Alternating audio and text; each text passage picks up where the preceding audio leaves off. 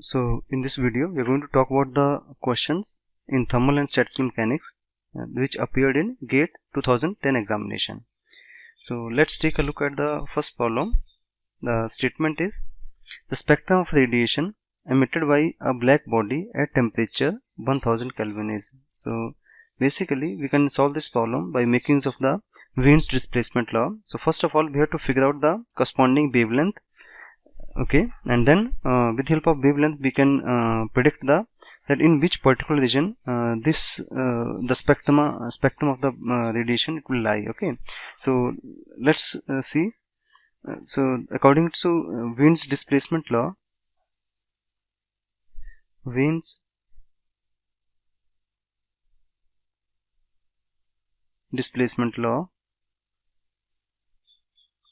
lambda m into t, that is equal to a constant which is equal to 2.898 into 10 power minus 3 meter. Okay, so temperature is given to us as 1000 Kelvin. Okay, so therefore lambda m, if you substitute the value of temperature, so that is equal to 2.898 into 10 power minus 3 divided by 1000. Okay, so and it turns out to be equal to, this is equal to 2898 into 10 power minus 9, that is 2898 nanometer. Now we have to figure it out that in which particular region of the electromagnetic spectrum this radiation will lie. Okay, so if we just take a look at the electromagnetic spectra, so we know that the ultraviolet region, it ranges from 1 to 400 nanometer, and then we came across the visual region that ranges from 400 to 750 nanometer. Okay, and then after visual region we are having infrared region that ranges from 750 nanometer to 25 micrometer. And if you take a look at the wavelength that we have obtained, it's 2898 nanometer, and or you can say the 25 micrometer, that is equal to 25,000. It's approximately 25,000 nanometer. So that means the wavelength that we have obtained, the lambda m, it's in the range of IR, so it's between 750 nanometer and 25 micrometer. So therefore the correct answer here is it's the infrared range of frequencies, because here we can always convert the given wavelength in terms of frequency. Okay, so because we discussed the result in terms of wavelength, but it's equally valid. Okay, it doesn't make any difference. So therefore B is the correct option here. So let's continue with the next problem. So the statement is a system of n non-interacting classical point particle is constrained to move on a two-dimensional surface of a sphere. So it's important to take a look at the statement that's given to us, because when you encounter a word sphere, so sphere, it's a three-dimensional object. Sphere, it is a three-dimensional object. Okay, so here, but it's given that the motion of the particle is constrained on 2D surface. Okay, so that means if it's constrained on 2D surface, so the corresponding because it's a non-interacting classical particle, so that means we are talking about a free particle. So non-interacting particle mean it's a free particle. So there is no force of interaction. Okay, so and motion is confined on a 2D surface. So therefore the translation energy of the particle can be written as px square plus py square divided by 2m. There is no because interaction is absent, so that means the potential energy will be absent here. So we only need to consider the kinetic energy term. So here if we just take a look at the expression for the energy of the particle, so we are having only two square energy term. One is px square by 2m and the second one is py square upon 2m. So here we can apply the equipartition theorem. So according to equipartition theorem, the average energy associated with one square energy term is 1 by 2 kT. Okay, so here we are having two square energy term, so therefore the average energy per particle, that is equal to the number of square energy terms multiplied by the average contribution by each square energy term, that is 1 by 2 kVt. So this is a result that we follow from the equipartition theorem. Okay, that is equal to kVt, and this is the energy per particle. Okay, so but we are having n such identical particle, so for n such particles we can write U, that's the total energy, that is equal to n multiplied by average energy per particle, and that is equal to n multiplied by kVt. So therefore option C is the correct one here.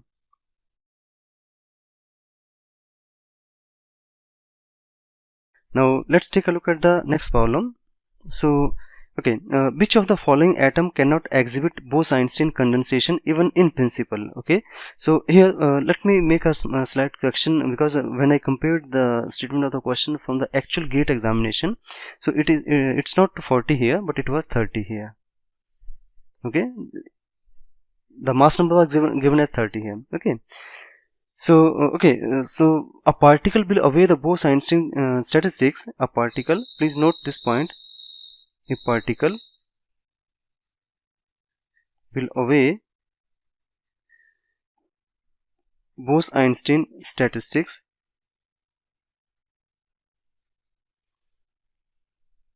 if the number of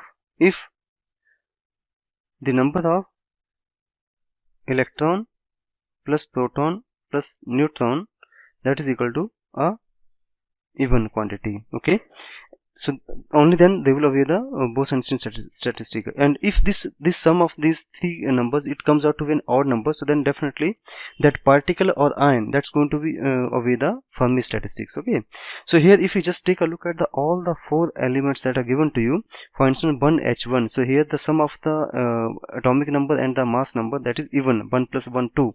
So here we are having 1 plus 1, that is 2, and here for the 2He4 we are having 2 plus 4, that is equal to 6. Okay, so here in the third case it is 23 plus 11, 23 plus 11, that is 34, that's again even number. And whereas in the last case the sum of the atomic number and the mass number, that is equal to 30 plus 19, 49, that's an odd number. So that means this object will obey the Fermi stat.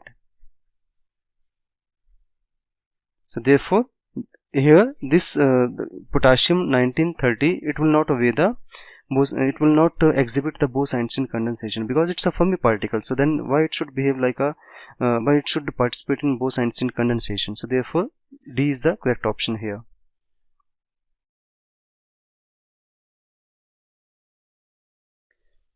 So let's take a look at the next problem.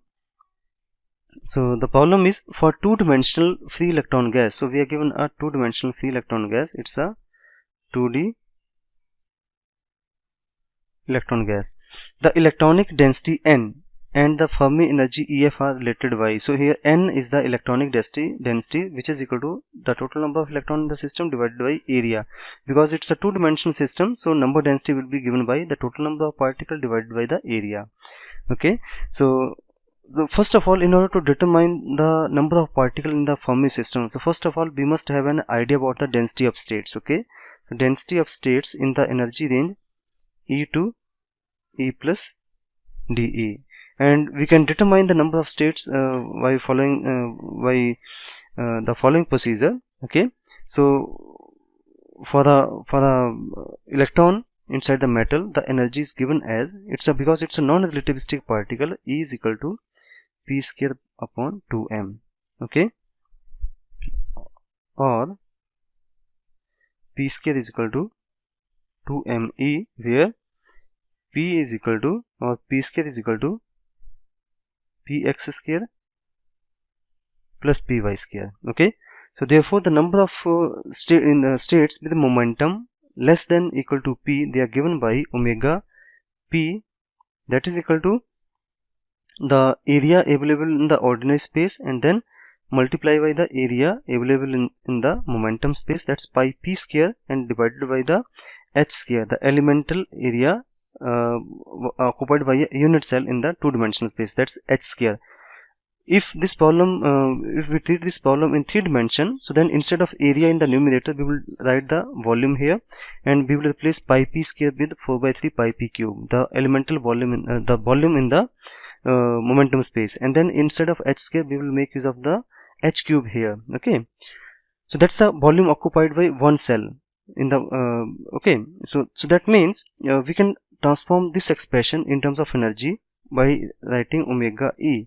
So now we will make a transformation from P to E. Okay, so that can be easily done. That is equal to pi A upon h square, and then we will replace P square with 2me multiply by 2me. So that's the number of states with energy less than equal to E. Okay, now our objective is to look for the expression for the density of states in the energy range E to E plus dE, and that is given by omega dash E, and that is equal to d omega upon dE and multiply by dE. Okay, and if you differentiate this expression, the omega E is this expression, so d omega by dE, that is equal to, after differentiation we will obtain, this is equal to 2m pi A upon h square dE. So that is equal to, in principle you can say, GE dE. Okay, the energy states in the energy range E to E plus delta E. Okay, now the number of particle in the system, they are given by the total number of particle, and that is equal to, we are talking about the calculation at absolute zero, where all the states below the Fermi level, they will be occupied. So that is given by n 0 to EF. Okay, 0 to EF, and then the Fermi direct probability distribution function f of E, and then multiply by the density of state GE dE. Okay, so now this the probability direct distribution function has a property that f of E, that's a Fermi direct probability distribution function, that is equal to 1 for E less than equal to EF. Okay, and this is equal to 0 for E for energy greater than the Fermi energy, and I'm talking about the behavior of this function at absolute zero. Okay, so at absolute zero, all the states below the Fermi level, they will be occupied, and all the states above the Fermi level, they will be empty. So it looks like this. This is f of E, the Fermi direct probability distribution function, and this is the energy, and this is the behavior of this function at 0 Kelvin.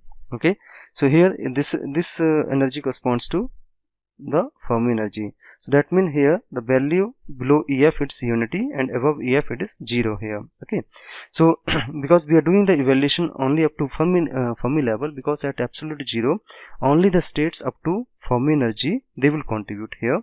So therefore n is equal to 0 to EF, f of FD, it's 1, and GEDE, it's the expression here, this one. Okay, so we will multiply this with 2 m pi A upon h square dE. Okay, so after performing the integration, this turns out to be equal to 2 m pi A upon h square and EF, because while doing the integration, so we will end up with E. So upper limit will give us a factor of EF, and lower limit will give us a factor of 0. So I have written it here. Okay, so that gives you the n. Now I am writing the number density, that is equal to n upon A, and I am rewriting this expression also in terms of h cut. So in terms of h cut, it turns out to be m upon 2 pi h cut square into EF. So that's our final expression. The h cut is equal to h upon 2 pi. Okay, so therefore our final result is MEF upon 2 pi h cut square. MEF upon 2 pi h cut e square. Therefore C is the correct option here.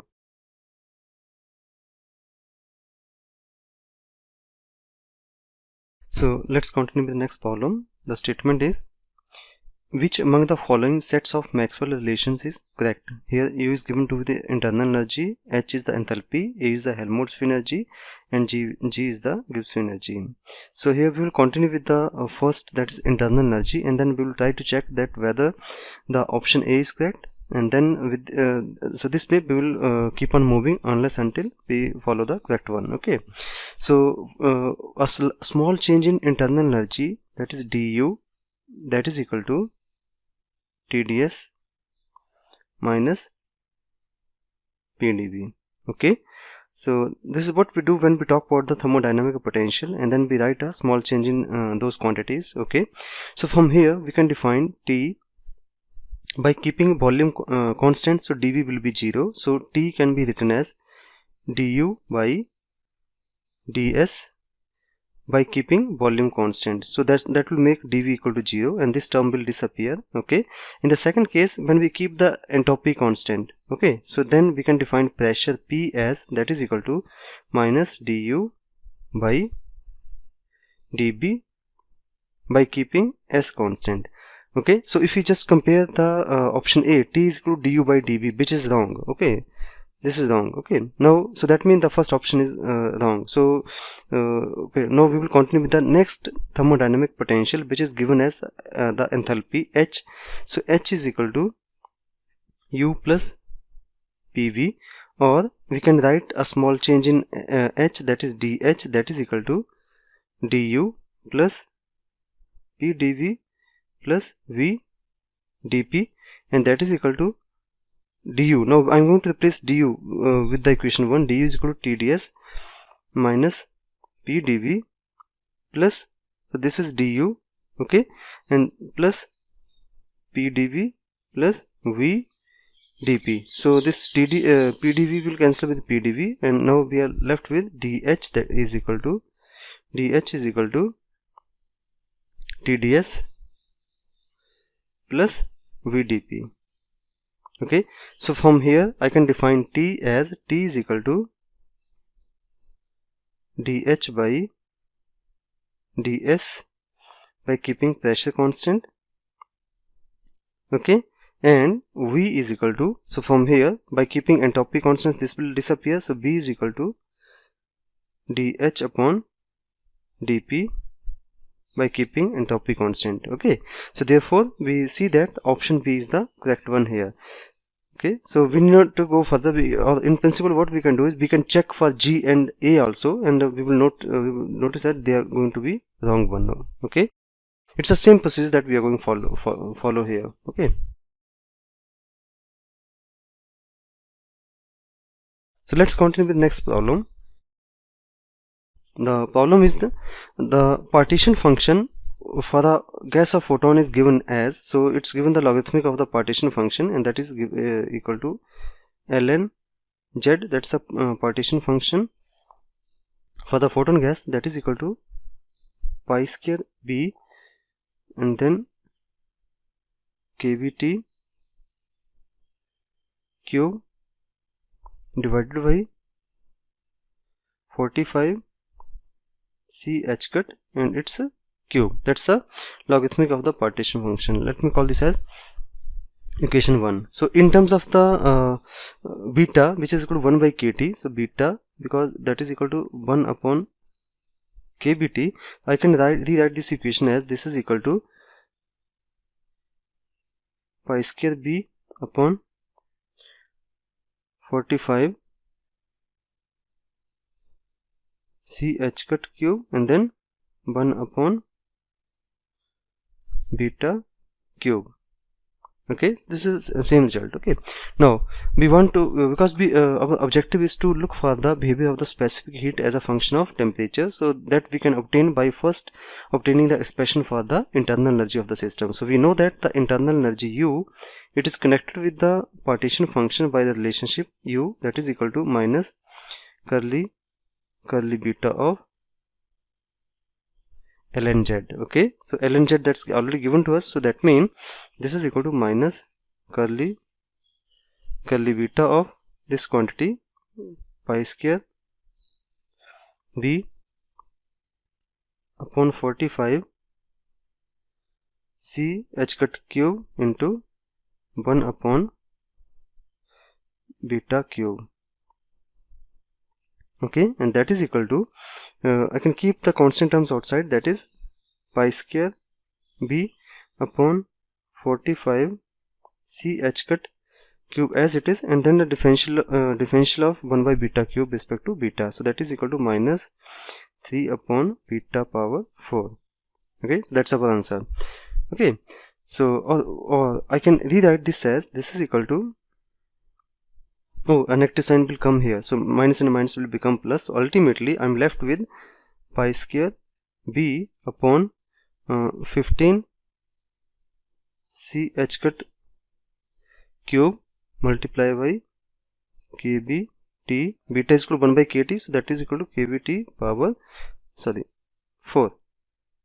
Okay, so that's the result 2. So we have obtained the internal energy, and from here we can immediately obtain the expression for the heat capacity Cv, that is equal to du by dt. So I will keep all the constant term outside and differentiate the expression for the temperature with respect to T. Okay, so that means that is equal to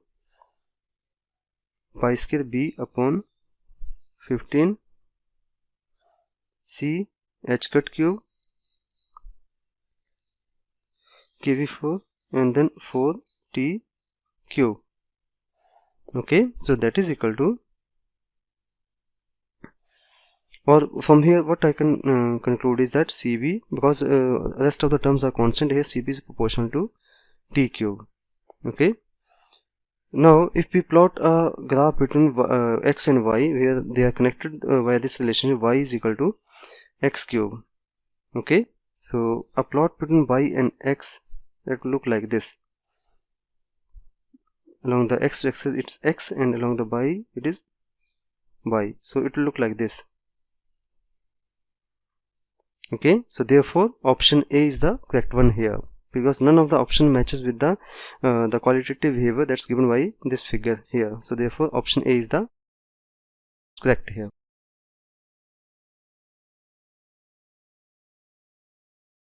Now let's take a look at the last problem, which is again connected with the previous question. Okay, so we are given the partition function as before in the previous problem, the pressure of the photon gas is. So we must recall the result, that how we can evaluate the pressure once the Helmholtz free energy is given to us, because from the logarithmic of the partition function we can immediately calculate the Helmholtz free energy. So Helmholtz free energy P and pressure, they are connected by this relationship P, that is equal to minus dF upon dP, where F is the Helmholtz free energy. F is the Helmholtz free energy.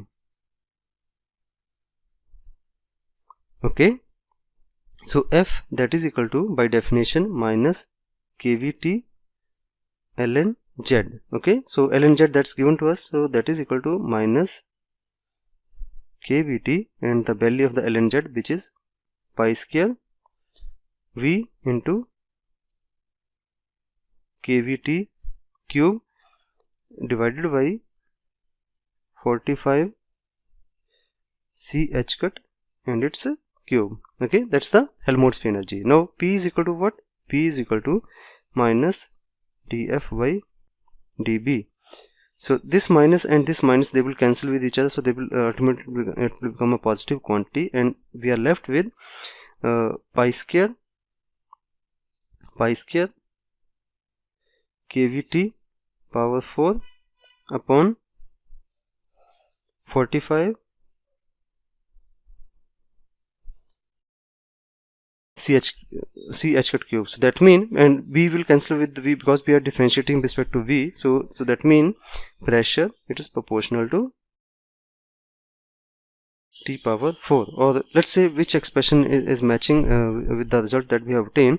It's pi square kt4 upon 45 ch cut cube. So therefore option C is the correct one here. C is correct here.